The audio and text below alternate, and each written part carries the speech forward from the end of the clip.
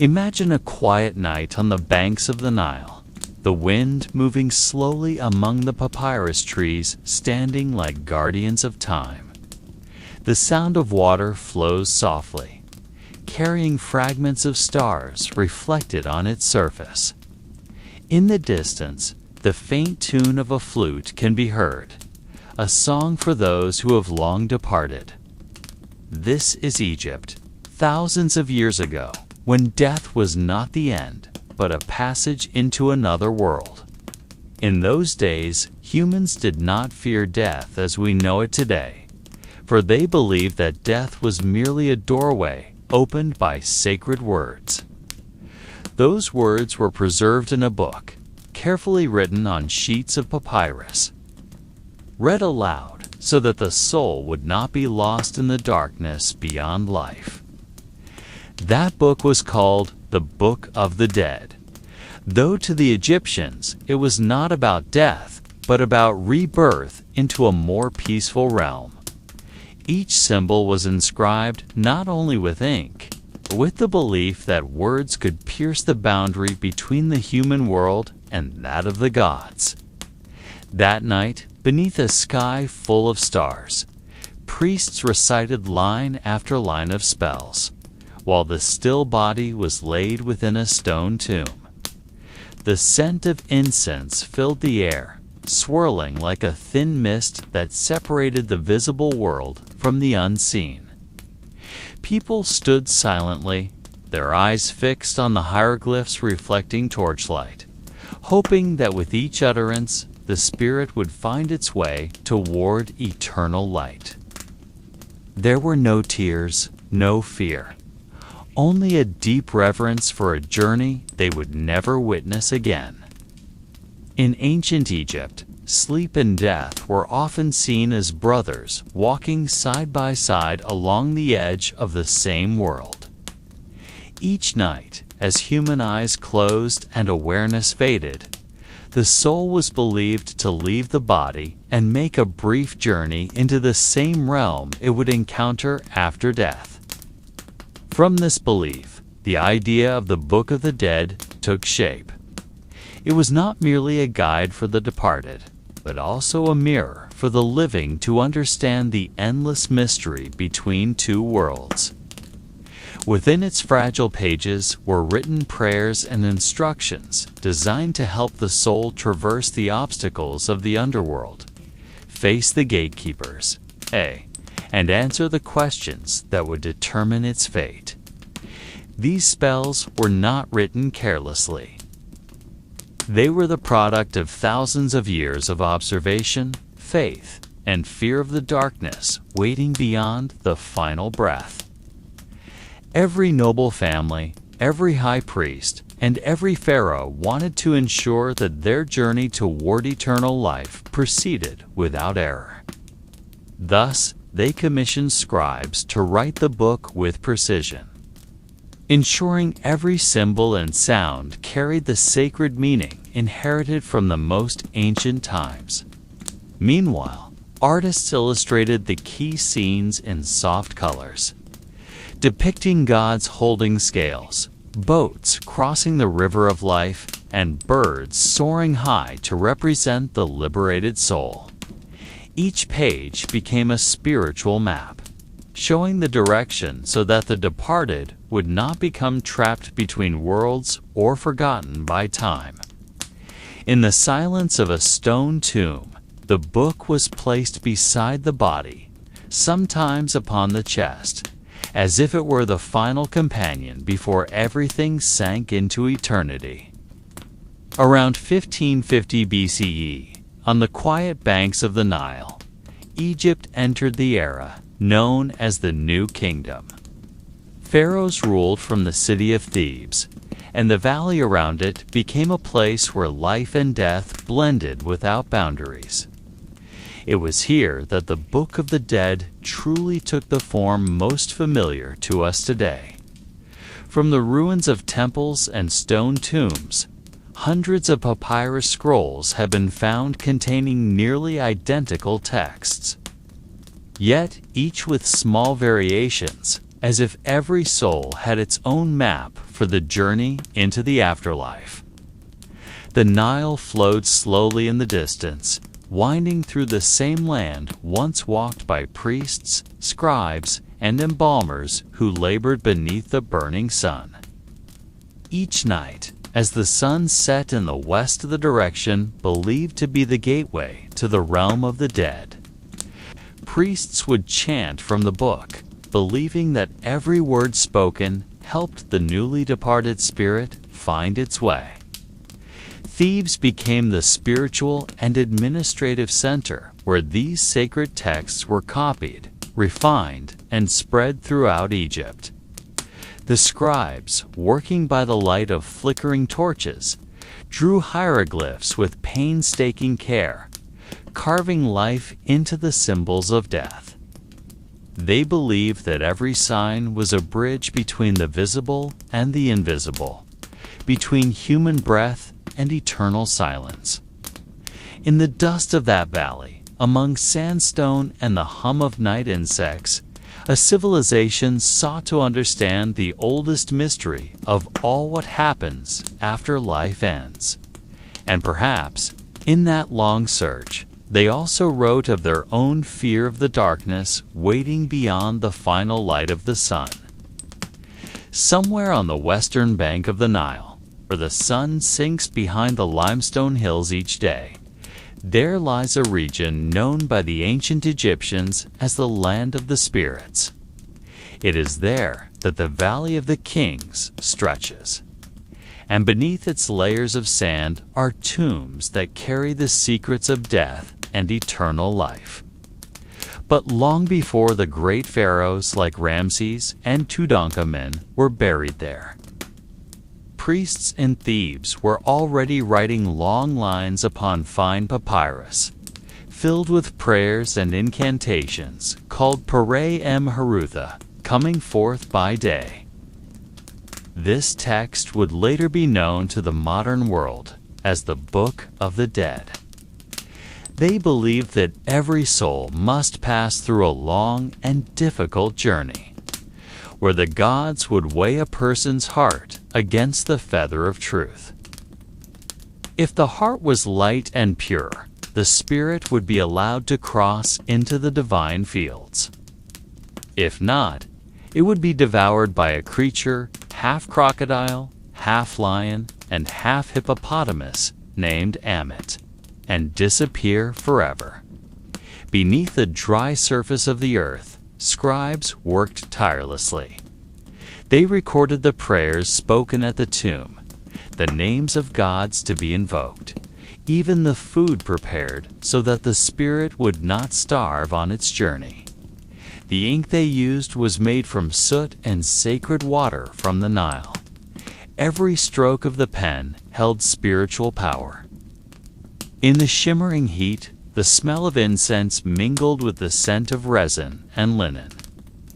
They believed the writing was not just a guide, but a force that could truly protect. Among the silent walls were footsteps barely echoed.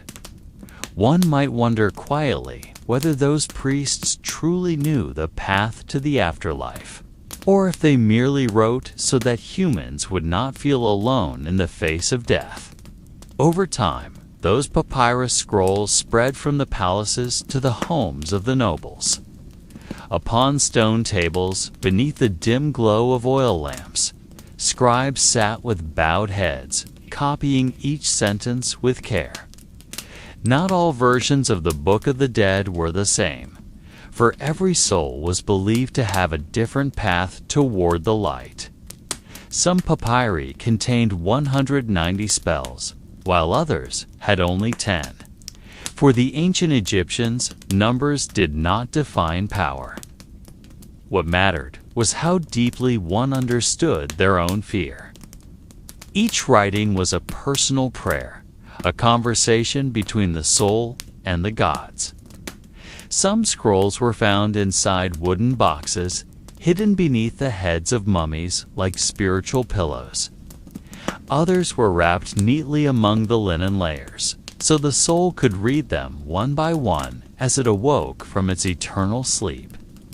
The priests believed that when a person died, they did not depart immediately. They awoke in darkness, hearing the sound of water, feeling a cold wind carrying the whispers of gods. There, the prayers became a map, guiding the soul through the gates of the underworld toward the heavenly field called Aru, where cool winds and eternal light awaited. Yet behind all of this, something strange lingered. In some ancient texts, there were symbols that could not be translated curling mark, resembling a closed eye. Modern archaeologists have found it repeatedly in different tombs, as if it were a hidden part of the text deliberately placed there. No one knows its meaning. Some say it is a protective mark, while others believe it is a warning not to read too deeply. Within the silence of those ancient writings, modern humans still try to guess, as if attempting to understand a whisper sent from thousands of years ago, from a world that no longer has a voice.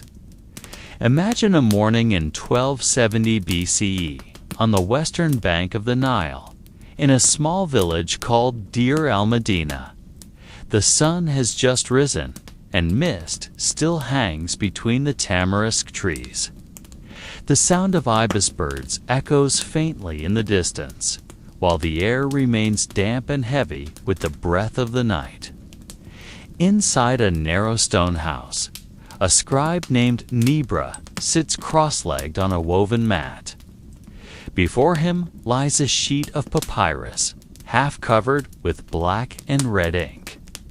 His hand moves slowly, steadily, as if each letter he writes carries a spiritual meaning greater than life itself. He is writing Spell 125, the Confession Prayer 242 Gods. Outside, his wife grinds grain and his children run between the wall's shadows. None of them realize that Nebras writing that day will one day rest inside the sarcophagus of a great noble in Thebes. Each time the reed brush touches the papyrus, Nebra whispers softly, repeating the prayer he transcribes. He believes every word is a bridge, and every mistake a pitfall that could plunge a soul into chaos. In the stillness of that room, only the faint scratch of ink and his gentle breath can be heard. Nebra knows this work is not mere copying. He is writing the path for someone to reach eternity, yet quietly, he also writes his own name at the lower edge of the scroll, small and nearly invisible. He believes that if the noble spirit truly reaches Aru, perhaps it will call his name there. In that silence, time moves slowly, and Nebra keeps writing until dusk, as the sun sinks behind the distant pyramids in the north. That same night, after the entire village had fallen asleep, Nebra remained awake. A small flame in an earthen lamp flickered gently, casting an orange glow upon the walls, which were covered in scribbles and guiding lines. Before him lay the papyrus scroll he had written earlier, half unrolled. The red ink was still wet, glinting like blood that had not yet dried. He read the spells again, his voice barely a whisper. There was something strange about that night. The air felt heavier than usual, as if every letter he read vibrated within the room. Nebra paused, glancing toward the half-open door. But only the night wind entered, carrying with it the scent of sand and dry leaves. He closed his eyes, trying to calm his thoughts, yet each time he repeated the spell about the judgment in the afterlife, about the weighing of the heart before Osiris. He felt his own heartbeat fall into rhythm with the words. It was as though his soul was being tested, not merely the one destined for burial. He wrote with a human hand, yet the meaning felt guided by something older than time. In that stillness, he sensed a whisper rising from within the papyrus itself, between the lines of prayer he had written with such conviction. He knew other scribes before him had felt the same and had called it the breath of the text. A moment when the writing lived briefly, exhaling a meaning even the writer could not entirely comprehend.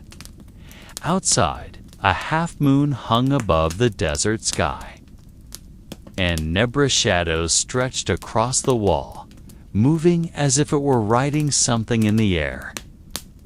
That night, Deir el-Medina was utterly silent, the only sound being the ink drying upon papyrus. And within that silence, history seemed to write itself once more. As dawn slowly unveiled its golden hue across the eastern sky, Nebra still sat in the same place, surrounded by papyrus scrolls that now looked like sleeping serpents curling across the clay floor.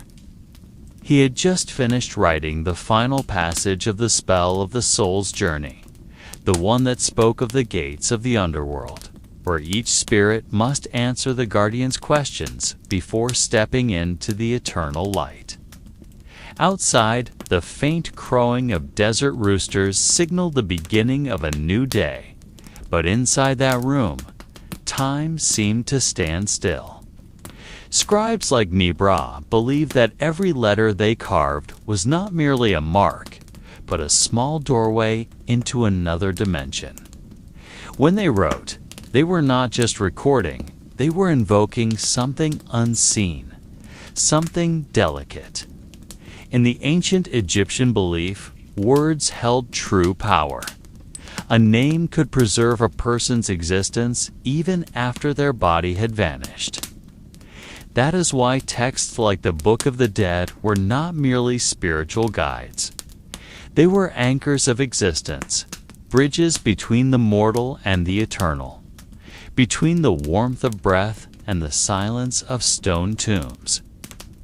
In every noble's burial chamber, in every crypt painted in shades of blue and gold, those texts were placed upon the chest of the mummy or sealed within the coffin, as though the soul would read them on its long journey toward the afterlife.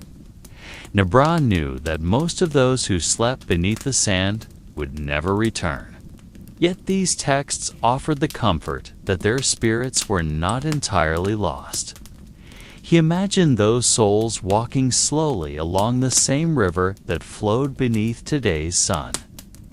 Only its waters were dark and still, like glass reflecting the sky of another world. When he finally rolled the papyrus shut, he felt something within his chest, a mix of pride and fear, for he understood that every word he had written might one day be read by those who no longer had a body. At another time, far from where Nebra wrote, on the western bank of the Nile, shrouded in dawn mist, the priests of the Abydos temple copied their own version of the funerary texts. In a room scented with resin and powdered limestone, rolls of papyrus stretched across a stone table as skilled hands painted symbols with delicate brushes made of crane feathers. Each hieroglyph was drawn with near-sacred precision, for even the smallest mistake could change the meaning of a spell. In this temple, the priests did not merely write, they whispered prayers in low voices, so that the words would carry life and not be hollow. They believed that writing born without breath had no power in the realm of the dead. Thus, every letter was accompanied by breath, every word by a vibration that traveled through the stone walls. Some texts carried warnings that not all humans were worthy of reading these lines, for some contained knowledge meant only for those who had already died. The copies made at Abydos were slightly different from those written in Thebes or Saqqara. The Abydos version added a section called The Journey Through Two Worlds, describing how the soul must cross a river of fire before reaching the divine fields.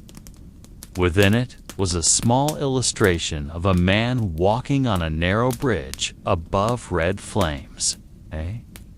No one knows who first added this passage. Some modern historians suspect it came from an oral tradition even older than the text itself, perhaps from a time before the first pyramids rose. When the midday sun pierced the temple's stone walls, the priests stopped writing and bowed their heads, gazing at their own shadows on the floor. In that silence, it felt as though the words on the papyrus were breathing too. An old priest named Kamudi looked down at the writing before him and murmured that every spell was a promise to the gods, but to humans who feared oblivion. He knew that most of those who wrote or read these texts did not truly understand them. But it was not understanding they sought. It was safety, the belief that there was a path beyond darkness. Those papyri were dried beneath the sun, rolled and sealed with red wax. Some were carried to noble tombs to be used in burial rites, while others were kept in the temple library, guarded by young priests who memorized them by heart.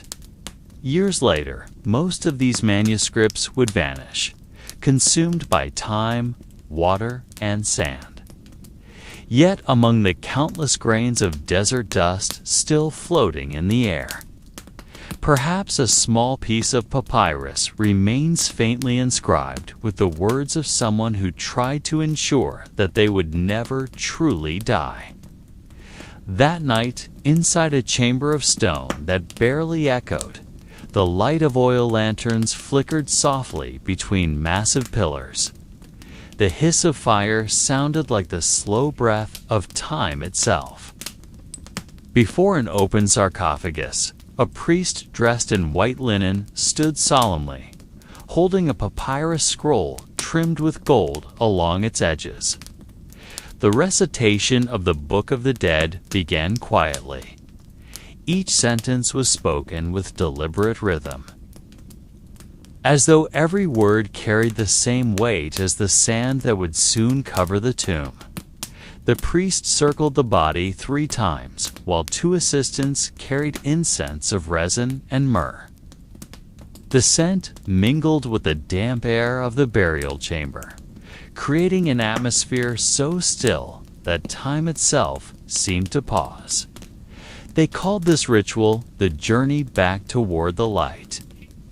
Not every body was granted such an honor. Only nobles, high officials, or great priests were deemed worthy to have the text read in full.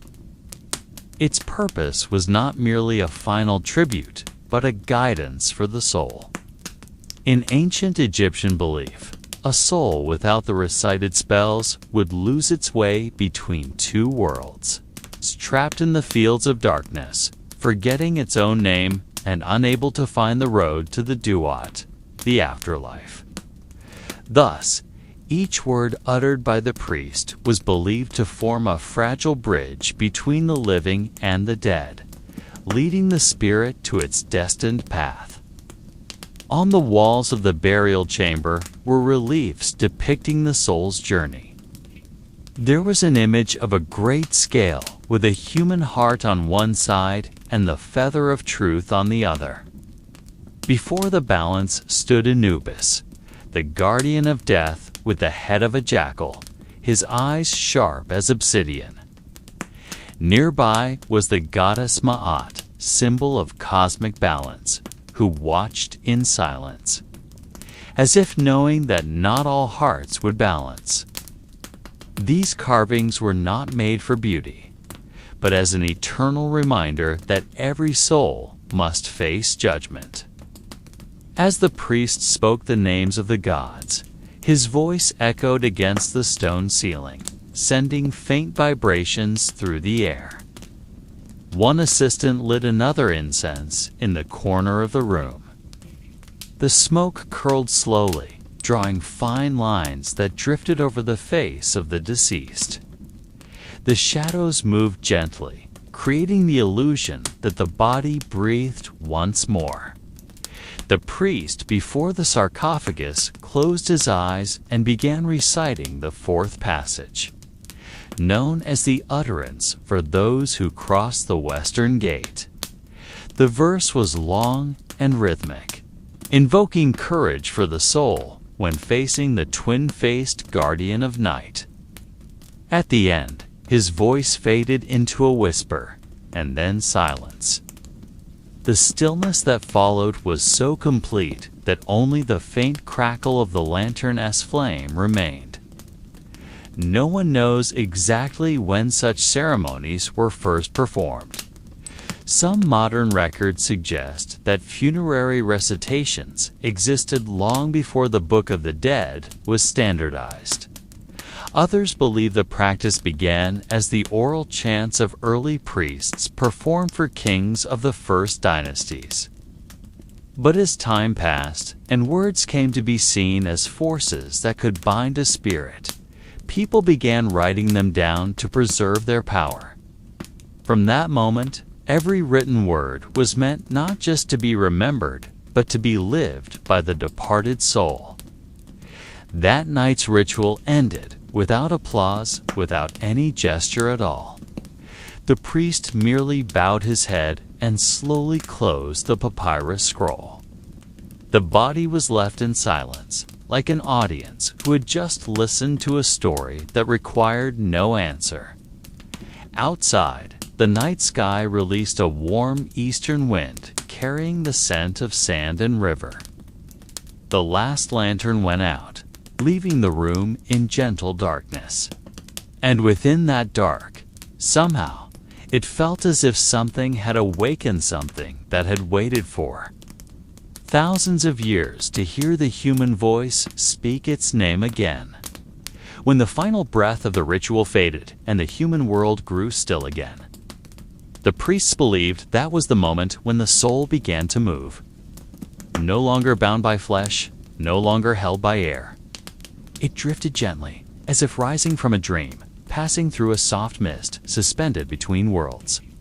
In the teachings of the Book of the Dead, this moment was called the opening of the Western Path, when the gates of the Duat first revealed themselves. The soul found itself standing upon a plain without sun or stars, lit only by a faint copper glow that seemed to breathe from the distance, as though the world itself was asleep yet alive. The first step in that realm was a trial of silence. There was no sound, no guide, only a shadow resembling the self staring back without speaking. In the ancient text, this place was known as the Gate of Stillness. Here, the spirit was tested by its own memory, not by God's, but by the echo of its former life. If the heart was heavy with regret, it would hear endless weeping. But if the heart was light, the path ahead would open slowly, like fog parting in the wind. Egyptian priests described this gate as two towering pillars engraved with the secret names of the gods of night. These words were never meant for the living to read. Even the highest priest knew them only as a prayer beyond translation. Every soul had to speak the names perfectly to pass through. If even one syllable was wrong, the gate would remain closed, and the spirit would wander endlessly in the field of no horizon where time does not move, and memory decays like dust beneath a dead moon.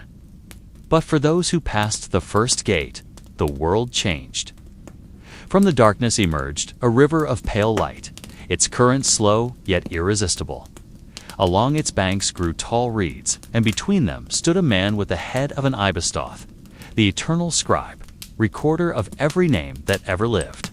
He held a pen of gold and an endless sheet of papyrus. As the spirit approached, Thoth looked on without emotion, nodding slightly, as if he already knew every sin committed. He wrote the spirit's name upon a new line, then pointed toward the river. To cross this current is to abandon your final memory, said the passage from a hieratic papyrus found in the low tomb of Seti I to archaeologists. This part is both fascinating and cryptic. They believe the river symbolizes the transition from human consciousness to the divine, realms similar to purification in other faiths. Yet, in the Egyptian sense, purification was not forgiveness, it was dissolution. So the soul could enter a world untouched by time. Thoth merely recorded, he did not judge. He was the keeper of balance between word and meaning. The soul stepped into the river, its form weightless. As it touched the water, it heard faint murmurs, thousands of voices whispering forgotten names. The river was cold but soothing, carrying the spirit gently away from the shore. In the distance, another gate appeared larger, brighter, guarded by two winged beings with burning red eyes. Above that gate were hieroglyphs that read, "Only those who know the truth may walk into eternity." Before the radiant gate, the soul stopped. The light around it did not come from the sun, but from stones that shimmered faintly, as if the world itself were made of extinguished memories. No sound remained, only the echo of its own footsteps blending into silence. In the ancient texts discovered in the tomb of Petiamon, this place was called the Hall of the Weighing of the Soul. Here, all truth was revealed, not by man, but by a balance that could not be deceived. The chamber stretched vast like a palace hall, yet without tangible walls. The air moved slowly, and at its center stood a massive scale carved from black stone. One side empty, the other waiting. From afar came a tall figure with the head of a jackal, eyes of dark basalt, and a white linen robe Anubis, the guardian of death. He walked in silence, each step leaving a faint trace of light upon the formless floor. In his hand he carried a beating heart, taken from a body that no longer existed. The heart belonged to the soul itself, the vessel of its life and memory. Opposite him stood a goddess crowned with a white feather motte, symbol of balance and truth. She did not look at the soul, nor at Anubis. She gazed only at the feather in her hand, floating lightly as breath. There were no words, no pleas. Everything happened in sacred stillness. Anubis placed the heart on one side of the scale and the feather of Manat on the other. In an instant, the air trembled. Time stopped. If the heart weighed heavier than the feather, the soul was deemed burdened with falsehood and desire. Then appeared a creature with the head of a crocodile and the body of a lion Amit, the devourer of souls. It did not roar nor rush, simply waited for judgment. But if the heart was light, almost weightless, the balance would remain still, and the path to the next realm opened. There was no celebration, no victory. Justice and death came without sound, only with certainty. Modern archaeologists often wonder why the ancient Egyptians chose the heart as the center of judgment instead of the head. In their belief, the heart was the seat of thought, will, and morality. It knew everything, even what humans wished to forget. Thus, only the heart was worthy of being weighed against truth. The soul watched itself being judged. It could not speak, for voice belonged to the living. It simply waited as one gazes upon oneself from beyond the body. In the papyrus of Ani, it is written that when the heart was placed on the scale, the spirit relived every memory, every failure, every hidden fear. And when all was revealed, only pure honesty remained, stripped of illusion. The scale swayed gently, neither heavy nor light. Anubis studied its needle, then looked to Marat. The goddess did not move, lowering her feather softly until it floated in the air. The chamber's light shifted, not bright, not dark. The world seemed to hold its breath, waiting for an unchangeable verdict. At last, the needle settled in perfect balance. No great sin, no supreme virtue. The soul was humanly pure, neither saintly nor defiled. Many modern scholars call this the human equilibrium, the most truthful state of spirit. In such balance, the soul was neither punished nor rewarded, but allowed to continue its journey through the deeper layers of the duat. Anubis bowed slightly, returning the heart. He said nothing, offering only a gesture of acceptance. Mahat turned away, her white feather glowing like a distant guide. Far ahead, another gate appeared darker, yet strangely calm. The soul walked toward it, leaving the Hall of Judgment with steps no longer uncertain. The soul now descended slowly toward the deeper layers of the duat.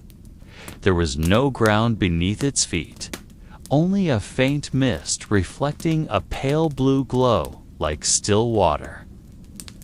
The sky above was no longer filled with stars, but with slow-moving streams of light, like upside-down rivers flowing in the air.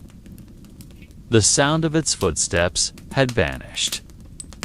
Every movement felt weightless, like walking through a dream without direction. In the distance stood a half-collapsed stone gate, engraved with an eye that never blinked. This symbol was known as the Eye of Horus, a mark of protection, but also a reminder that no secret could ever stay hidden. The walls of the gate were inscribed with ancient verses describing the soul's journey after judgment. They called this place the River of Darkness, a mysterious current that every soul must cross to reach true awakening. The river was not made of water, but of shadows and memories, flowing slowly through an endless expanse. The Egyptians believed it was where all memories of the living world dissolved, merging into the current of time. Whoever crossed it carried the weight of their deeds until it disappeared entirely. The soul stood by the riverbank, staring into the softly rippling surface. It saw reflections that did not match its forms, sometimes young, sometimes aged, sometimes alive in forgotten garments. Each image surfaced briefly, before sinking again, as if the river contained all the possibilities that had ever existed. One papyrus from Abydos said that any soul gazing into the river of darkness would see not only its past, but also every life it might have lived had it chosen differently. None could tell whether the river showed truth or illusion born from an unliberated mind. By the shore rested a small boat of black stone, its ends curved high like bullhorns. The vessel had no oars, yet drifted forward, guided by an unseen breath. From the mist emerged a tall figure cloaked in white, its face veiled. It held a long staff tipped with a blue lantern. Without a word, it beckoned the soul to enter. The soul obeyed, stepping lightly aboard. The instant its feet touched the cold stone floor, the boat began to glide through thickening fog. The current beneath felt not like water, but a subtle vibration that passed through the soulless being. Each motion of the boat stirred something inside a memory, perhaps, or a quiet grief. The Amduat describes this passage as one of purification, where all attachments to the mortal world dissolve. Fear, desire, and regret are washed away one by one. Yet the process is not gentle. Many souls lose their form here, fading into shapeless shadows that never reach the other shore. The soul fixed its gaze upon the blue lantern carried by the ferryman. Its dim light could not pierce the fog, yet it held direction. In the long silence, faint voices rose from the current below, not screams, but soft whispers from every direction. They spoke in a forgotten tongue, yet the soul somehow understood. They were voices of memory, voices of all it had once known, merging into one long, sorrowful hymn. Whenever the whispers called its name, the boat trembled. At times, the soul wanted to reply, but its lips would not move. It simply sat still, watching the endless gray sea of mist. Modern interpreters often see this river as a symbol of the human subconscious, the place where every buried thought resides. Egyptologists believe this imagery represents the process of spiritual detachment. Not merely physical death, but the shedding of all that clings to the soul. After an immeasurable span, the mist began to thin. The boat slowed and halted before a flat plain gleaming like glass. The veiled figure lowered its lantern, glanced at the soul once, and vanished without sound, without farewell. Only silence remained. The soul stepped down, its feet touching ground that felt weightless, like walking upon shadow. In the far distance stood a vast structure, its walls engraved with golden symbols. It was the house of the inverted light, where the soul would face its next trial not from the gods, but from itself. Beneath the ground, among dim corridors of stone and walls filled with carvings of gods, the ancient Egyptian priests wrote with a calm hand. They were not merely scribes, but guardians between two realms. Before them lay long scrolls of papyrus painted with red and black ink, made from rare minerals and plants. Each symbol was written with the awareness that a single mistake could alter the fate of a soul in the afterlife. In the chamber lit by flickering oil light, the air was heavy with the scent of resin and incense. Every strand of papyrus was measured. Every letter whispered like a spell not meant for ordinary ears. Here, behind the temple walls, they wrote what was called the words to be known for passing through the underworld, a part of what modern humans would name the Book of the Dead. Outside, life went on as usual. The Nile flowed, bringing fertility to wheat fields, while villagers carried small offerings to the spirits of their ancestors. But inside that underground room, time stopped. The priests believed they were not merely writing words, but weaving a delicate bridge between breath and eternity. The ink upon the papyrus was thought to contain the essence of life itself. They often paused, closed their eyes, then continued writing in movements almost ritualistic. No one spoke. Only the soft sound of a brush touching papyrus filled the air, steady and rhythmic, like the heartbeat of the earth itself. Some of them had worked there their entire lives. They were unknown to the outside world, and their names would never be carved in stone. Yet without their hands, even kings would have no guidance to navigate the world beyond death. They were unseen writers, servants laboring to eternalize the names of others.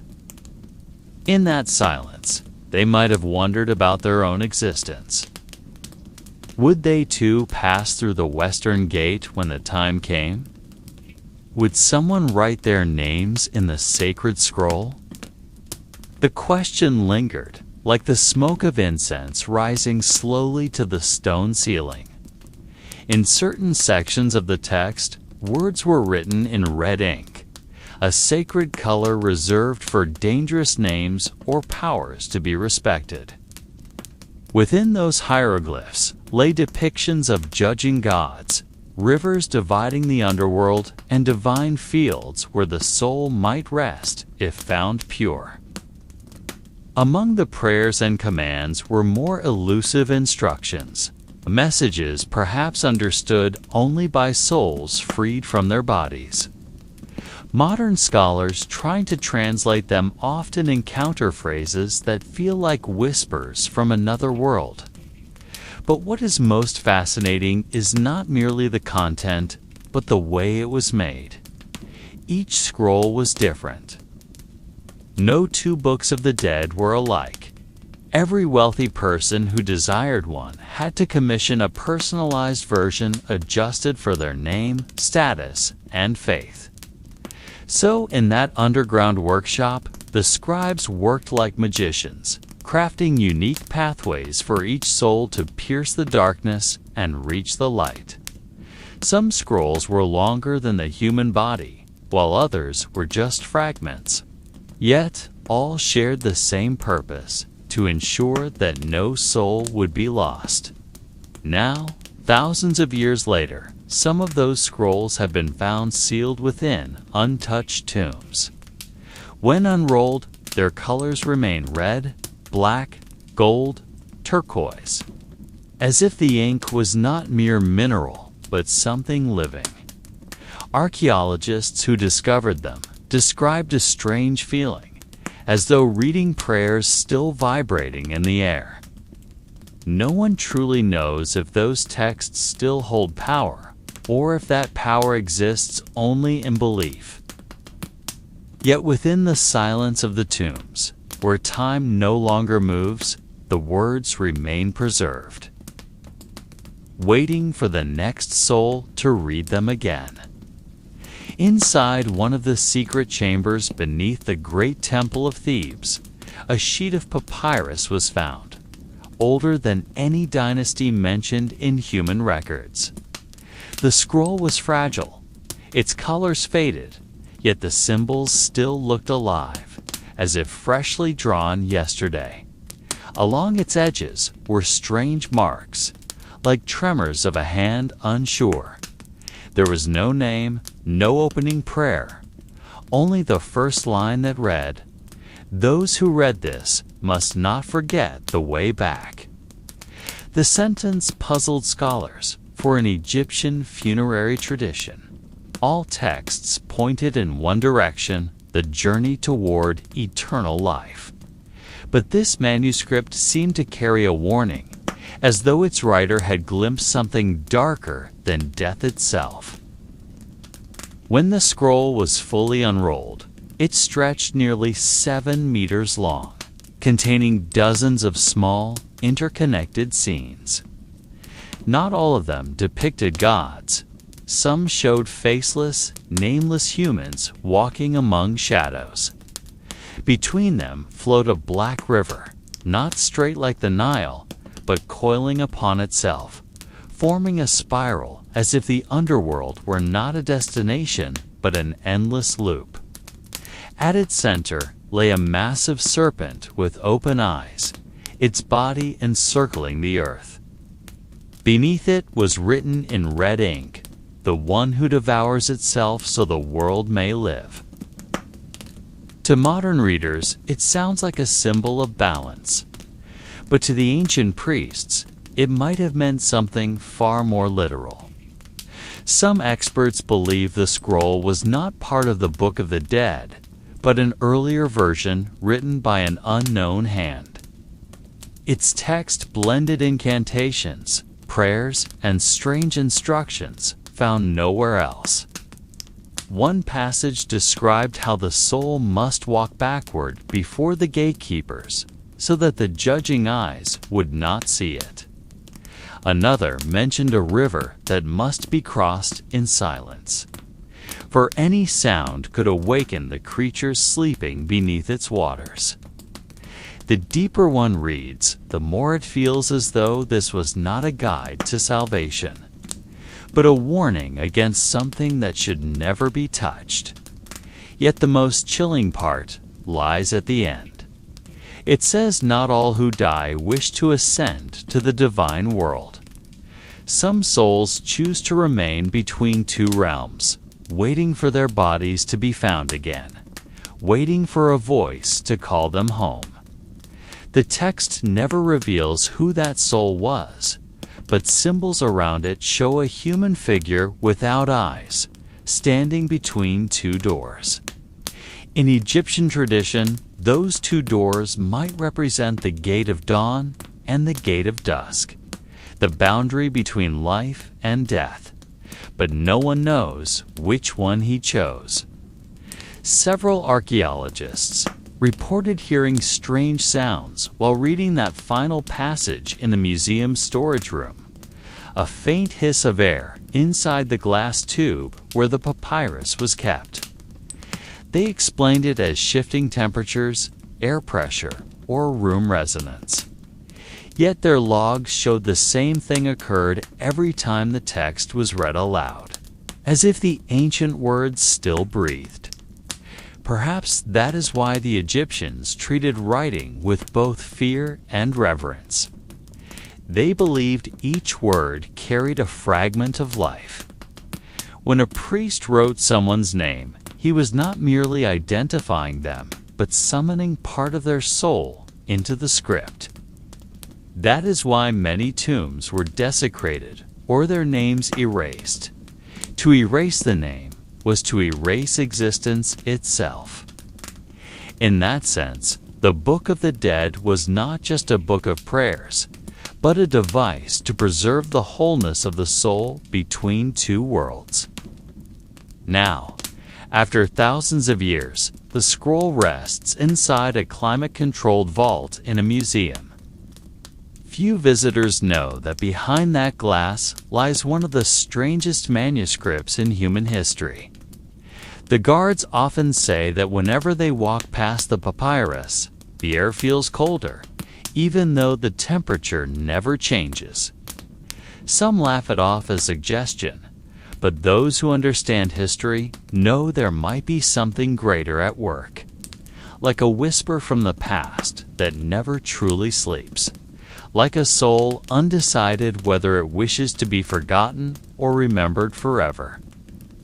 There were certain nights at the museum when the guards stayed longer than usual. The night wind drifted softly through the vents, carrying the scent of ancient dust and the cold breath of distant centuries. In the deepest storage room where the papyrus was kept, there was no light except the faint glow of a glass-covered lamp. One of the guards, an old man named Karim, often said that on certain nights he heard the sound of paper moving slowly, as if someone were gently turning its pages.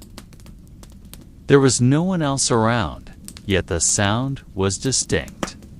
He tried to dismiss it, telling himself it was the air conditioning system, but deep inside, he knew it was something more. Karim had worked at the museum for over 30 years. He was accustomed to long silences and the shifting shadows of statues under dim lights. But this papyrus was different. It was not a silent artifact. It seemed to breathe. Whenever Karim stood before its glass case, he felt a strange sensation, as if something unseen was watching him back. Not with eyes, but with something deeper.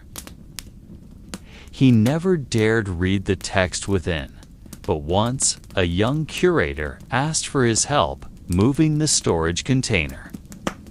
During that task, Karim accidentally glimpsed a line of writing he had never seen before.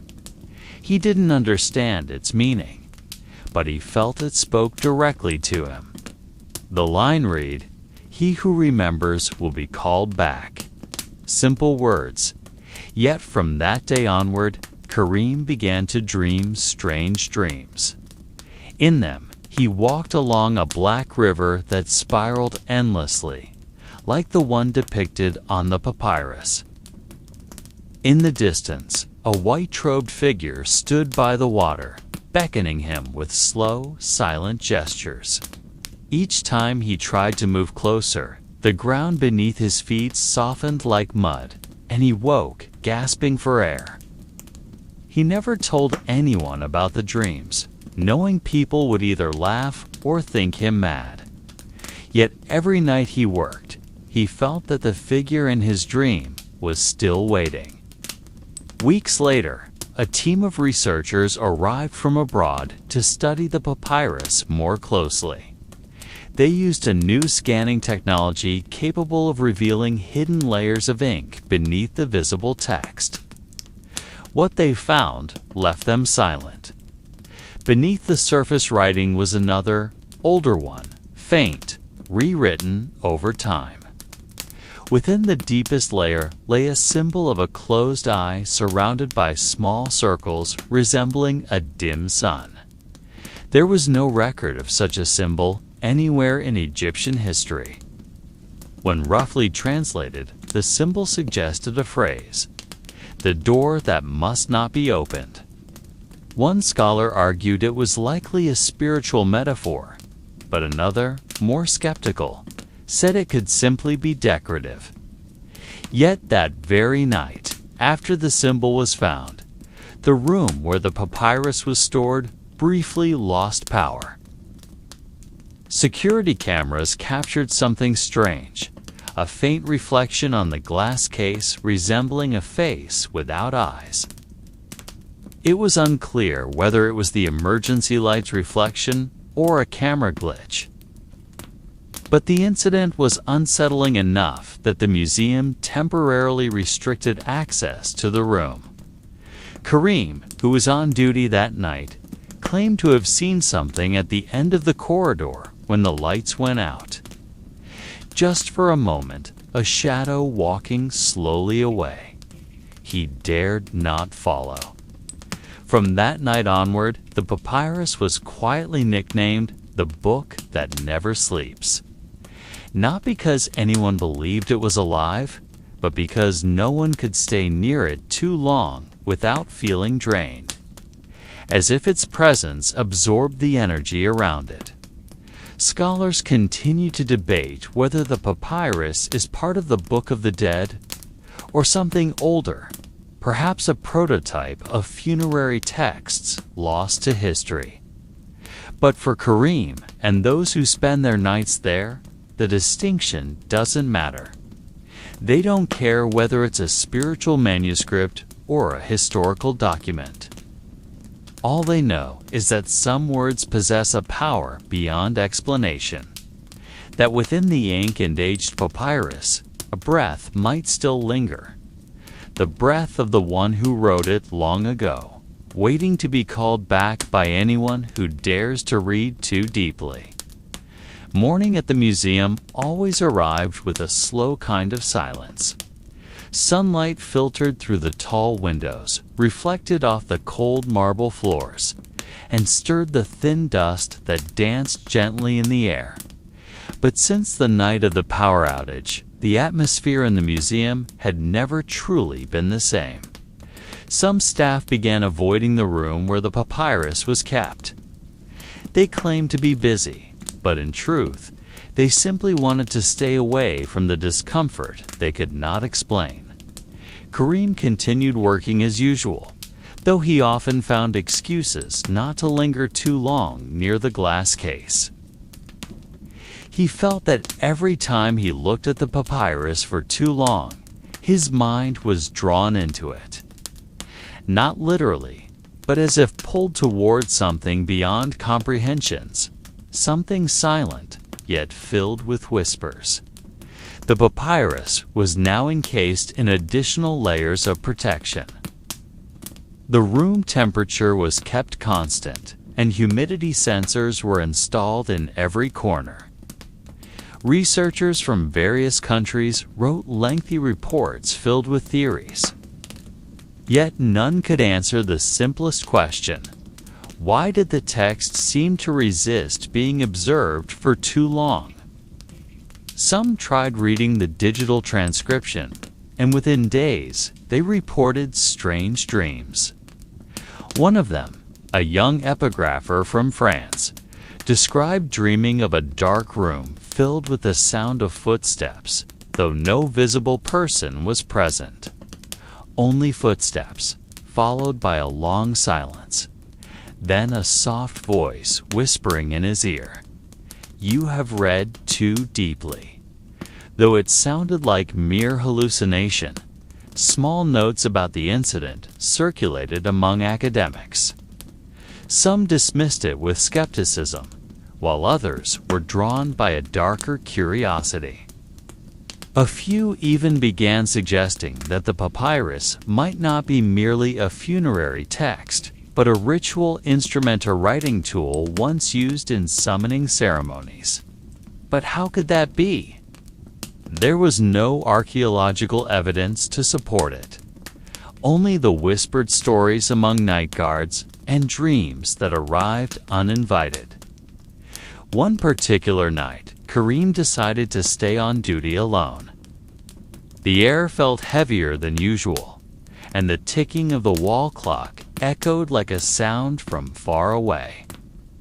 He sat in his chair near the storage corridor, reading an old newspaper to keep his mind occupied. Yet his eyes kept drifting toward the glass door at the end of the hall. He didn't know why, but something in his chest told him that something was waiting. When the clock struck midnight, the hallway lights flickered softly, went out for a second, then came back on. There was nothing there. Yet Karim felt a subtle change in the air as if someone had just passed through. He stood slowly and walked toward the papyrus room. Each of his steps echoed softly against the marble floor. When he reached the glass case, he saw his reflection, old, weary. But behind it, somehow, he sensed another shadow. He leaned closer, and his heart pounded. At the bottom of the papyrus, right beneath the line he had once glimpsed, there was now a new one. He was certain it hadn't been there before. The writing was faint, but legible. He who guards will replace.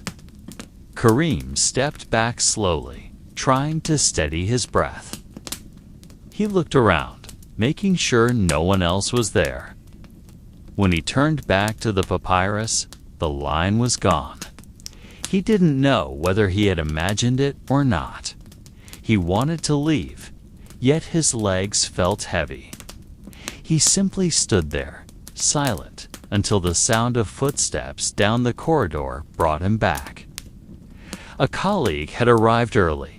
Karim said nothing, only smiled faintly and returned to his desk. But that night, he could not stop thinking about the words. The next morning, he did not show up for work. Days later, the museum received word that Karim had been found unconscious at home. The doctor said he was severely exhausted, perhaps from lack of sleep. But when he awoke, the first words he spoke were not anyone's name, but "they called me back." He never explained who they were, and after that day, he never returned to the museum. Meanwhile, the research team continued their project. One new discovery showed that the ink used on the papyrus was not purely natural. It contained traces of rare metallic compounds, elements uncommon for its time. Theories emerged. Some believed the ink was designed to last forever, so its message could never fade. Others speculated that it might have conductive properties, as if meant to store a certain kind of energy that was not entirely dead. To most, it was coincidence, a natural result of age and overinterpretation. But to a small few, especially those who dreamed of the Black River, of the white-robed figure, of footsteps without a body, the papyrus was not merely text. It was a door not everyone was meant to open. The next night descended with an almost frozen stillness. The museum had closed earlier than usual, officially for security maintenance. Though most of the staff knew it was merely an excuse for distance. Outside, the sky was gray like stone, and the air carried the scent of ancient dust carried by the wind. Inside the main storage room, the dim lights cast long shadows between the rows of ancient artifacts. No humans stood guard that night, only the hum of the cooling system and the faint buzz of electricity breaking the silence. Yet somehow, the room felt alive. Not alive as in human, but like a slow breath, deep and steady, as though the building itself was dreaming. Hours later, the security cameras recorded something strange. In the footage reviewed the next morning, a small flicker of light appeared, moving across the glass case that housed the papyrus. At first, the technicians assumed it was an insect or the reflection of car headlights from outside. But when magnified, the light seemed to follow a specific path, gently tracing the lines of text. Its movement was smooth, deliberate, like someone reading with their finger. The light stopped at the line long translated as the journey eastward after death, then slowly faded away. News of the footage spread among the staff, though few dared to discuss it seriously. Most dismissed it as an optical glitch, but some secretly saved a copy. One of them was a young researcher named Layla, who had joined the team 6 months earlier. She did not believe in the supernatural, but something about the footage drew her in. She noticed that the light stopped precisely between two symbols rarely found in similar texts. Comparing them to other papyri from the same period, she discovered those symbols appeared only in funerary scrolls of high priests.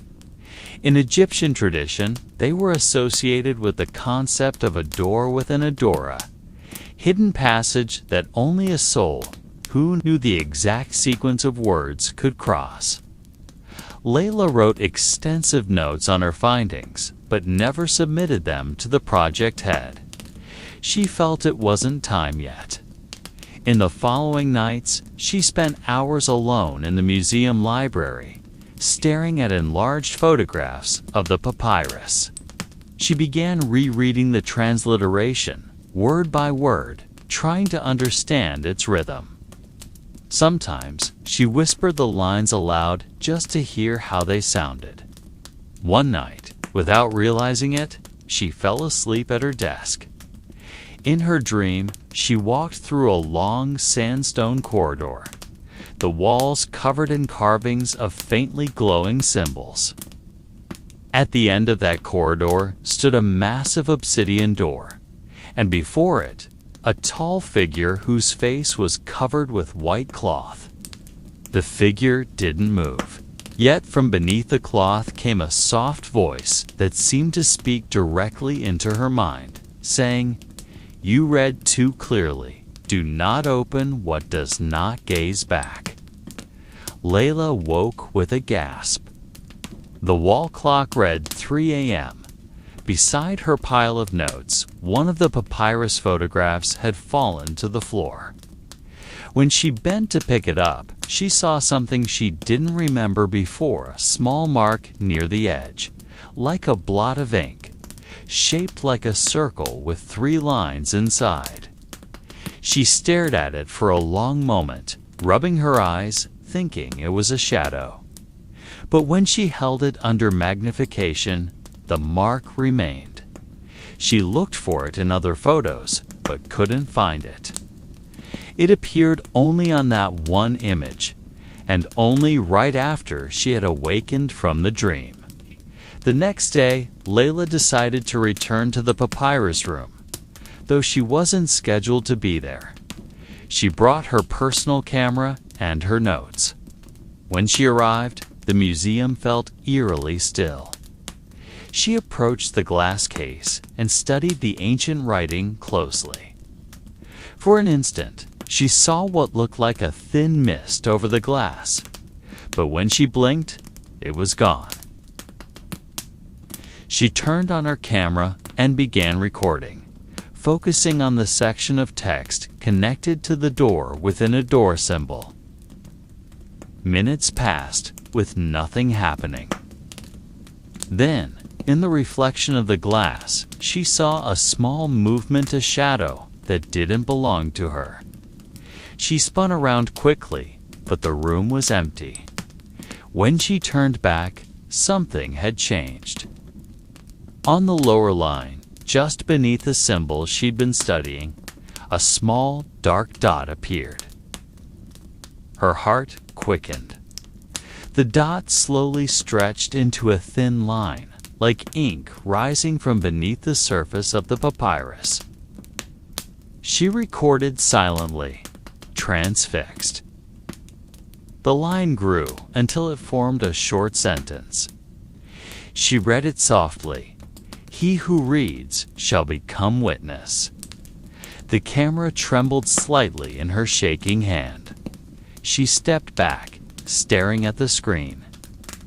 The text was still there, clear, but seconds later it vanished, absorbed back into the papyrus.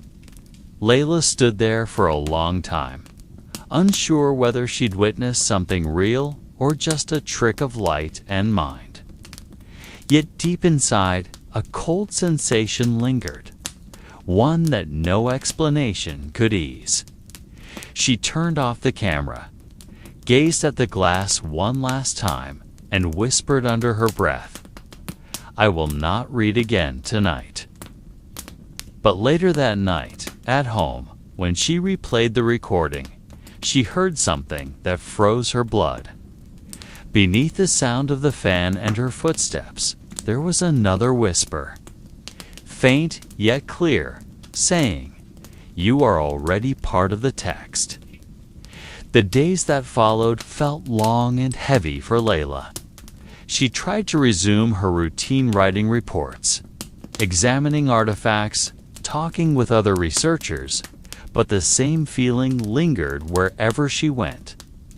The air thickened whenever she passed near the storage room where the funerary text was kept.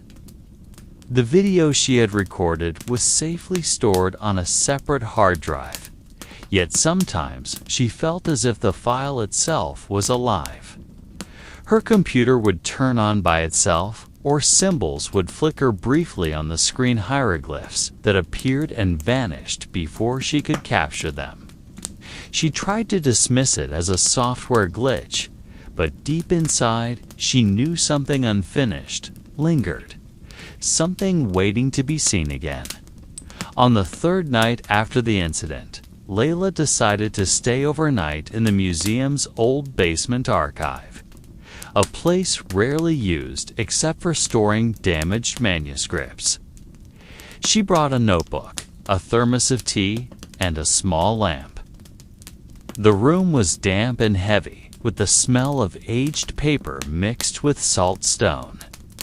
She sat at a metal desk, staring at her notes, trying to rewrite the timeline of events to clear her mind. But every time she tried to write, her hand felt heavy, as though her thoughts resisted repetition.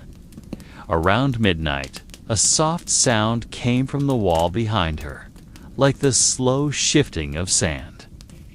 Layla froze, glancing around. The stone wall was cracked and cold, yet lifeless. She closed her notebook and decided to rest, but as she lowered her head, something caught her attention. On the dusty corner of the desk, a faint mark appeared. She wiped it, but instead of fading, the mark grew darker, like black ink rising from beneath the metal. Slowly, it formed a circular shape. Then lines appeared within it, creating the familiar symbol, the door within the door. Layla stepped back, her heart pounding. The symbol pulsed slightly, then stopped. The sound from the wall grew louder, like something crawling behind the stone. She picked up her lamp and shone it toward the wall, and for a fleeting moment, she saw a faint silhouette, tall, thin, shaped like a human figure with one hand pressed against the stone from the other side. When she focused the light, it vanished, leaving only cracks. She closed her eyes, took a deep breath, and tried to calm herself. She sat again, attempting to rationalize what she saw. She wrote that the symbol could be the result of metal reacting to moisture, or leftover cleaning residue. But as she looked at her notes, the ink changed. The words elongated, shifted, and within seconds became lines of faint hieroglyphs. She stared in disbelief, rubbing the page hard, but the symbols would not disappear. They grew clearer, as if freshly written by an unseen hand. There were 3 lines of hieroglyphs. She recognized some of them: the eye, the feather, the boat. Gradually, she realized the pattern resembled the opening passage of the Book of the Dead, describing the wandering of a soul lost between 2 worlds. She used her phone to translate fragments. The meaning was vague, but she deciphered a single phrase: "The path does not end at the tomb, but at the mirror of water that reflects no face." She froze. In Egyptian mythology, water often symbolized the boundary between life and death. But a mirror of water that reflects no face, she had never encountered such a concept. She opened her laptop to search for references, but the museum's basement signal was too weak. As the error message appeared, she noticed something strange in the screen's reflection: a shadow standing behind her. She turned quickly, but the room was empty.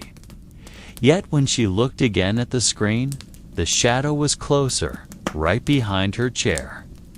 She slammed the laptop shut, turned up the lamp's brightness, and stood clutching the thermos as if it were a weapon.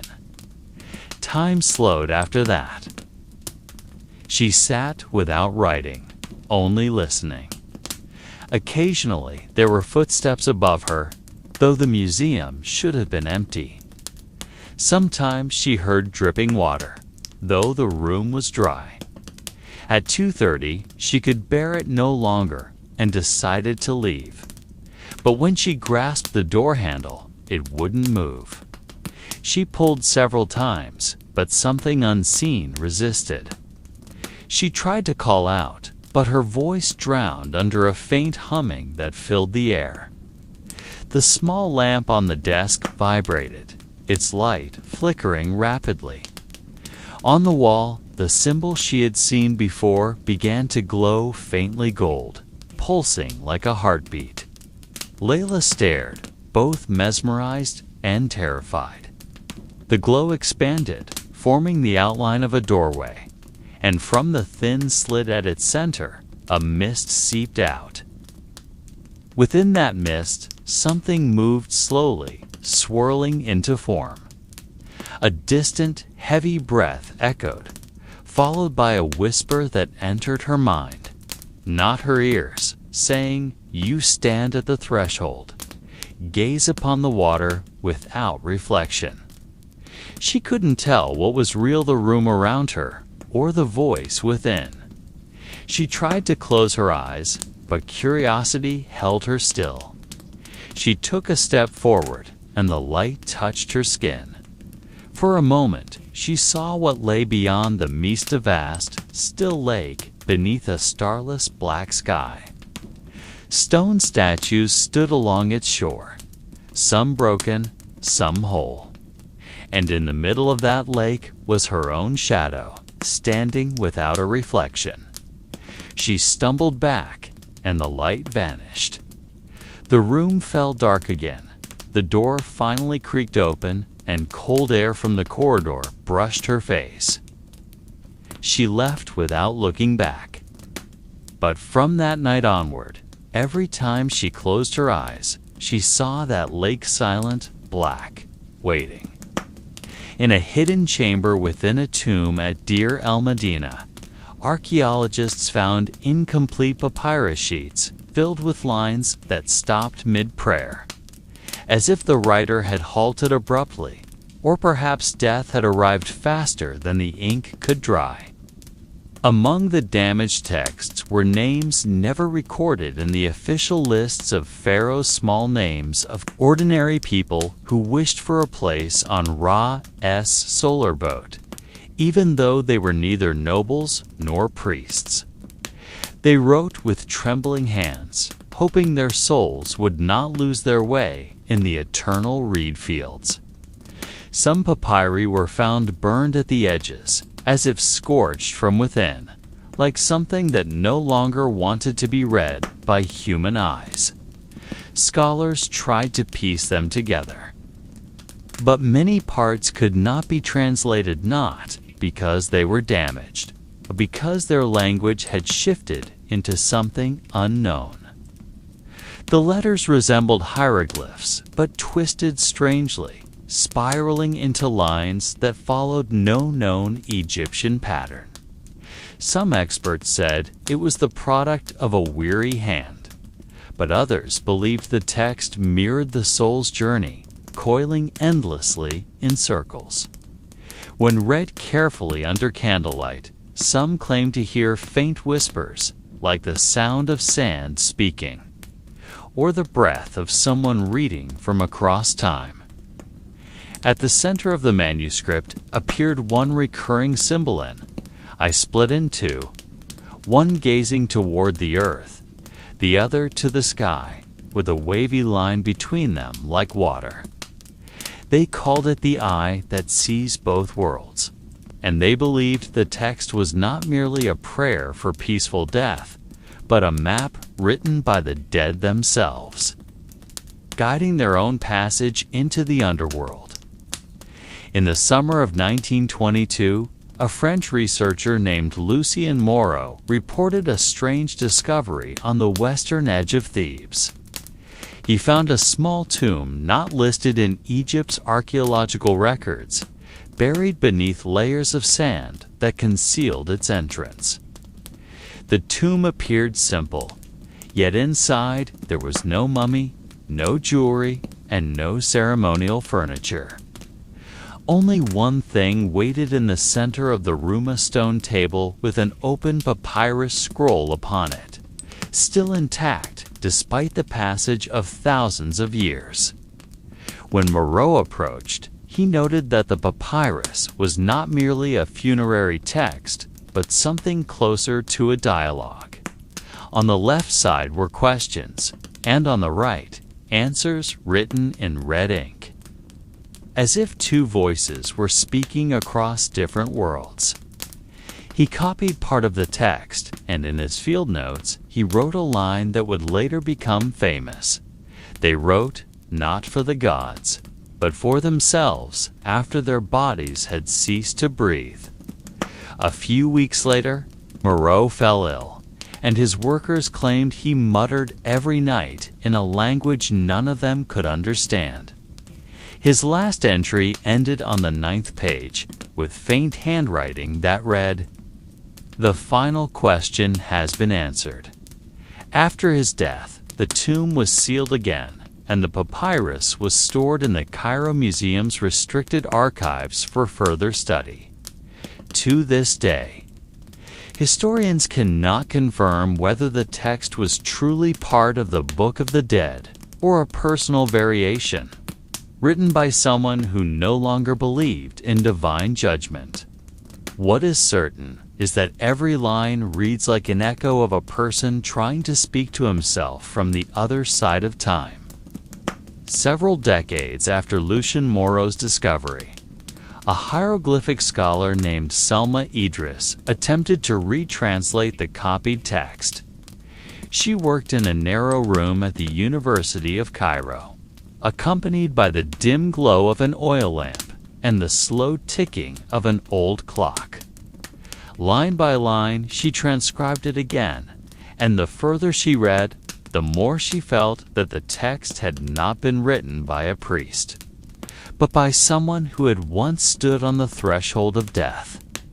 The sentences contained no prayers, but simple statements repeated over and over, like someone trying to calm themselves. At the beginning, it said, "I have passed through the first gate, and I met no one there." Below it, written in thicker black ink, was another line. Perhaps because no one is truly waiting. Salma noted in her journal, that the text felt like a long monologue of a soul not accepted by any world, neither that of the gods nor of the living. She compared its structure with official versions of the Book of the Dead from the 19th dynasty and found similar phrasing, though its emotional tone was far more personal. There were no promises of salvation, no hope for eternal life, only confessions of solitude flowing from page to page. She closed her notebook and whispered that perhaps, long ago, someone tried to write their own escape from the darkness of death. As the night deepened, her oil lamp flickered from the wind slipping through the half-closed window, and Salma claimed she heard something like a faint sigh from the direction of the papyrus, as if someone were continuing a sentence left unfinished. The nights that followed grew heavier for Salma Idris. She began to dream of a dark chamber whose walls were covered in strange carvings, each symbol moving slowly as if breathing. In the dream, she always walked barefoot across cold stone floors, following a faint whisper coming from afar. The voice did not speak in ancient Egyptian, yet somehow she understood its meaning. It felt as though she was being called back to the place where the writing had first been created. Each time she woke, her body was cold, and fine grains of sand always appeared on her desk, sand she had never brought from anywhere. Her colleagues at the university began to notice her change. Salma became quieter, rarely leaving her research room, often murmuring in a language no one could recognize. One morning, a student found a note on her desk. Written in hieratic script, it read, "The gate to the east has opened, but there is no light behind it." Below it, a pen stroke was left unfinished, as though her hand had stopped mid-motion. After that day, Salma never returned to her office. Only the papyrus roll remained, covered in linen cloth, along with the faint scent of burnt incense. Some believed she had left Egypt to continue her studies abroad, but others whispered that she had followed something beyond explanation. Even now, in the room where she once worked, people sometimes claimed to smell the same faint incense, or hear the gentle rustle of paper, as if someone were still continuing a translation that was never completed. Several months after Salma's disappearance, an old professor named Yusuf Karim was assigned to continue the research on the papyrus. Yusuf was known as a skeptic, someone who trusted logic and science far more than tales of mysticism. He refused to believe the rumors about dreams, whispers, or curses, yet he carefully documented every strange occurrence during his work. Each night, he examined the text under dim light to prevent the ink from deteriorating. Then he discovered something that made him pause. One section of the text appeared to have shifted positions compared to a few weeks before. The hieroglyphs seemed to slowly rearrange themselves, forming new sentences when viewed from a slightly different angle. Yusuf tried to photograph the phenomenon, but every picture came out blurred, as though the camera itself refused to record it. In his notes, he wrote that the symbols might have been drawn using some organic material still reacting to air and moisture, yet he could not explain how the shapes changed within days. In the following nights, he began to hear a sound like sand drifting across stone inside the sealed room. A faint scent of incense filled the air, reminding him of the ritual of the 42 gates, an ancient ceremony mentioned only once in funeral texts. In that ritual, a soul-seeking passage to the underworld had to speak the name of every guardian correctly, or its body would crumble to dust. Yusuf began to sense that the papyrus he was studying was more than just writing. It was a guide. Perhaps a doorway to something no human was meant to approach. Yet, bound by reason, he kept working, recording every change, as if daring the manuscript itself to prove him wrong. The next morning, Yusuf tried to calm himself by walking outside the museum before the sun fully rose. The desert air was dry and cold, carrying the scent of sand and time suspended. He stood gazing toward the Nile, a silver ribbon gliding peacefully through the horizon as if indifferent to human secrets. Yet in his mind, the voice from his dream still echoed, soft but piercing. When he returned to the archive room, the papyrus was no longer the same. On its once dry surface, the black ink had faded, replaced by a deep red hue, like blood that had dried over millennia. Yusuf examined the manuscript carefully, and on the lower right corner he noticed a small mark he had never seen before. It resembled an eye, but its pupil was split in two, gazing in opposite directions. He thought of the Ujat, the protective eye of Horus, yet this one was different. Something about it felt wrong, as if the symbol wasn't meant for protection, but surveillance.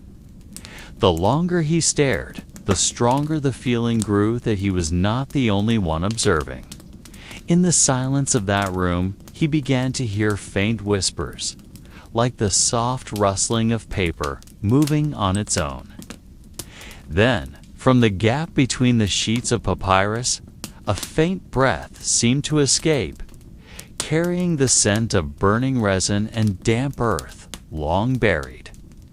Yusuf took a deep breath and closed his eyes. He knew that if he continued reading, he would step further into something forbidden. Yet the curiosity that had bound him since the first night had evolved into obsession. He could not stop.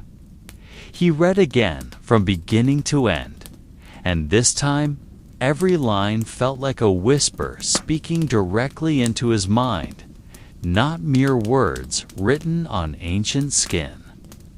On the third night, Yusuf decided not to sleep at all. He carefully arranged his work table, lit a small oil lamp once used by old curators, and stared at the papyrus as though waiting for something beyond words.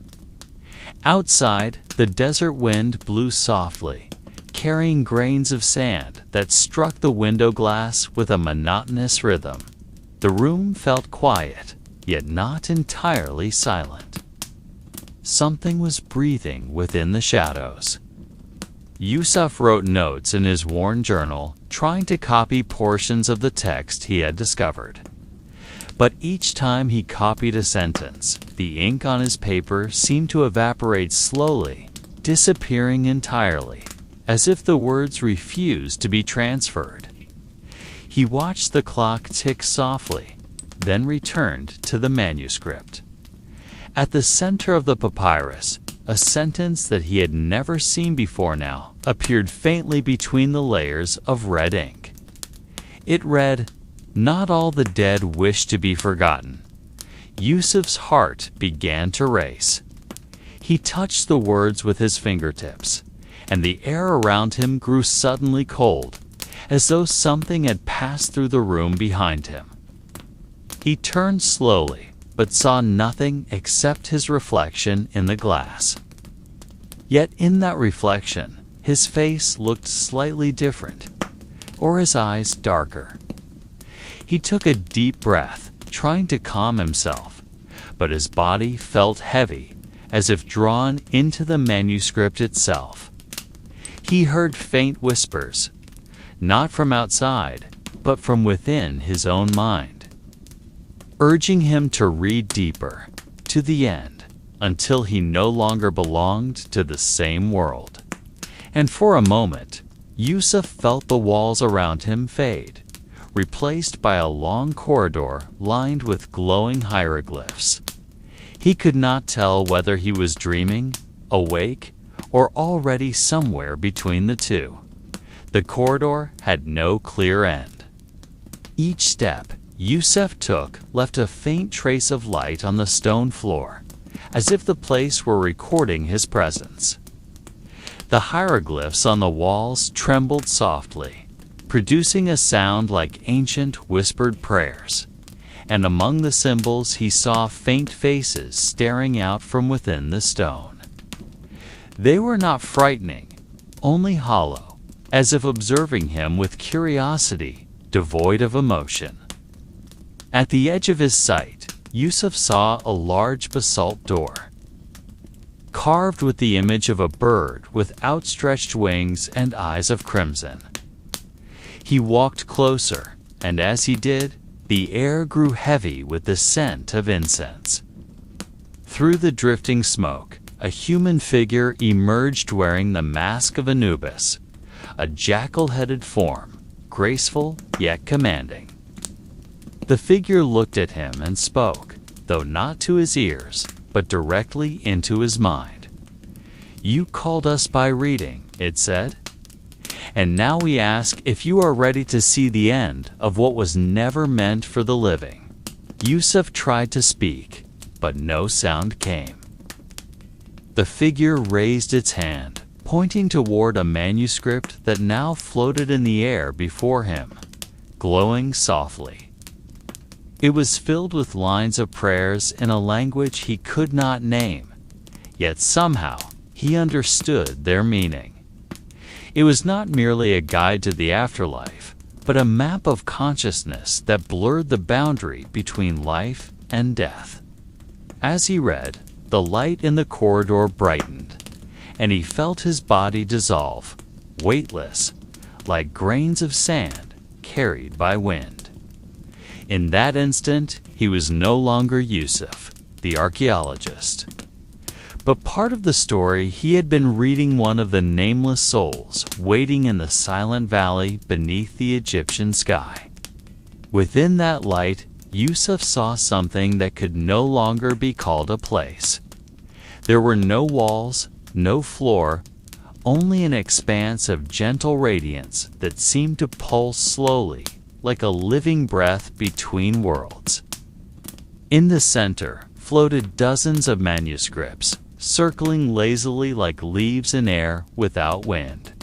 Each scroll had its own hue, from pale gold to deep midnight blue, and upon each was written prayers, names, and symbols never seen in human history.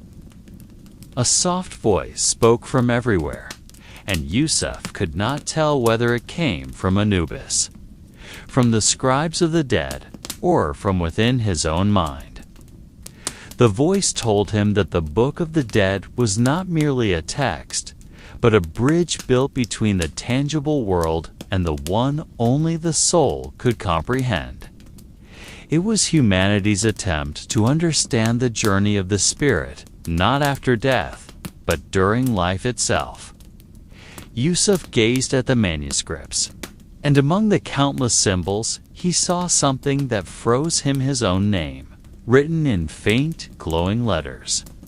He reached toward it, and at once visions flooded him. The sands of Luxor, the cold laboratory, faces long forgotten to time. They swirled together, merging into a new path that no longer ended at a tomb, but at comprehension. He heard a whisper saying that every human carries their own book, some written not on papyrus, but within flesh and breath. He began to realize that the journey to the afterlife was never about leaving the world, but about recognizing the shadow of oneself hidden within it. When Yusuf awoke from that vision, he found himself back in the burial chamber. The air was heavy, yet no longer frightening. The flames of the torches flickered softly, as if honoring what had just transpired. He looked at the walls, and now he saw that the carvings, once appearing random, formed a great pattern that mirrored the shape of the Nile from the sky to the depths of the earth. Along its flow were tiny boats, each carrying a soul in passage, and among them walked the figure of Anubis striding upon the water, holding a dimly glowing scale. Yusuf approached slowly, and he noticed something strange. The final boat at the end of the river carried no soul at all, only a half-unrolled scroll waiting for someone to finish writing it. He felt a gentle urging within, not a voice, not a command, but a calm awareness that perhaps he was the one meant to continue that writing.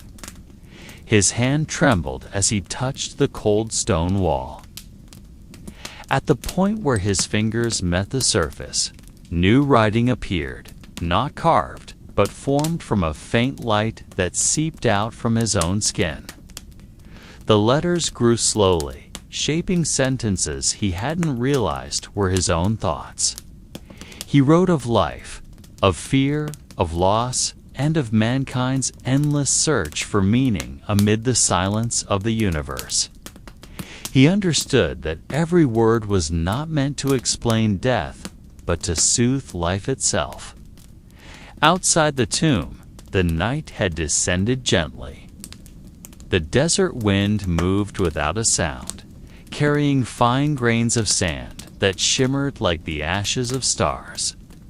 Yusuf stepped out slowly, his body feeling light, yet as if a part of him had been left behind inside. He gazed at the sky where the star Sirius shone the brightest, the star, the ancient, Egyptians believed marked the cycle of rebirth. He realized that every civilization has its own way of understanding death, but Egypt had turned it into art, a subtle language between humankind and time. In that silence, he recalled the words written in one of the papyrus pages of the Book of the Dead, that those who know the names of the gods and the doors they must pass shall never truly die, for their memory will live within words. He thought again about the writing he had just left on the tomb wall, and a realization dawned that perhaps every human being, in the end, is writing their own book of death, not with ink or stone, but through how they live, how they remember, and how they love this world, even while knowing it will fade. Yusuf looked toward the distant horizon, where the sky deepened into dark blue, and he whispered softly, as though speaking to the spirits resting beneath the sand, that he finally understood. A few days later, Yusuf returned to the small town by the Nile. Life there went on quietly, as if the world beyond the tomb had never existed. Children ran along the dusty roads carrying small jugs of river water, while mothers hung linen cloths beneath the soft sunlight. Yet within Yusuf's mind, the silence of the tomb still echoed. He often woke in the middle of the night, hearing faint whispers behind his thoughts, voices reciting fragments of the Book of the Dead in a language long forgotten by humankind. He began rewriting everything he had seen, all the symbols and images he had memorized, but each time his pen touched paper, the meaning shifted, as if the text refused to be captured by human hands. Among his scattered notes, Yusuf wrote a single line and circled it heavily in ink. "He who reads shall be seen again." The phrase came to him unbidden, its origin unknown. That night, the desert wind drifted through his window, carrying the scent of dust and incense. He gazed eastward, where the stars aligned like hieroglyphs across the sky. And within his heart grew a strange feeling, a mixture of calm and unease. He knew something had changed within him, something that could never again be explained in words. The next night, as the moon hung high above the desert, Yusuf dreamed. In his dream, he walked between rows of mummies, standing upright on both sides of a sandy path. The mummies were not still. They moved slowly, unwrapping the linen from their faces one by one. From within the wrappings came not human faces, but soft blue flames like stars trapped in the air. Their voices were not made of words, but of resonance, vibrating straight into his chest, making his breath heavy and his heart beat to a rhythm not his own. At the end of the path stood a colossal figure, tall, not entirely human. Its body was made of stone, carved with ancient inscriptions, and its eyes were empty, yet reflected light from every direction. The figure pointed toward Yusuf, and the ground beneath him opened, revealing a staircase descending into endless darkness. As Yusuf took his first step down, he heard thousands of voices chanting the same phrase over and over, in a tone so gentle it almost resembled a lullaby. The living read, the dead listen. He awoke, trembling, cold sweat clinging to his neck, and outside his window, there were traces of sand on the floor, as though someone had walked out of his dream and into his room. Since that night, Yusuf could no longer tell the difference between dream and reality. He walked slowly during the day, yet his thoughts remained elsewhere among the soft voices calling from behind the walls of time. In his final notes, discovered weeks later in his small tent by the edge of the desert, he wrote something difficult to comprehend. He described a door beneath a tomb not made of stone or metal, but of shadow. That shadow, he said, appeared only at certain moments, when sunlight pierced exactly between two statues that were now long broken. Yusuf wrote that he had seen something beyond that door, not a room, not a being, but something he called a living memory. He described it as a current of a river flowing in darkness, carrying whispers, faces, and emotions from thousands of years ago. He wrote that when he reached out to touch the air before that door, the world around him stopped. The wind ceased to move, the sand froze mid-fall, and his own voice echoed as though from deep within a cavern. The final line of his journal trailed off faintly, as if written by someone drifting to sleep. "If I do not return, do not look for me. I have found the place where time has no direction." Those who read Yusuf's notes were never truly certain whether he had written about a real experience or merely about a hallucination born from exhaustion and solitude in the desert. Yet ever since that time, the two mess guards reported strange occurrences each time the sun reached the same position mentioned in Yusuf's writings. The air around the tomb grew heavier. Birds avoided the area, and the shadows of stones, usually short, stretched unnaturally long.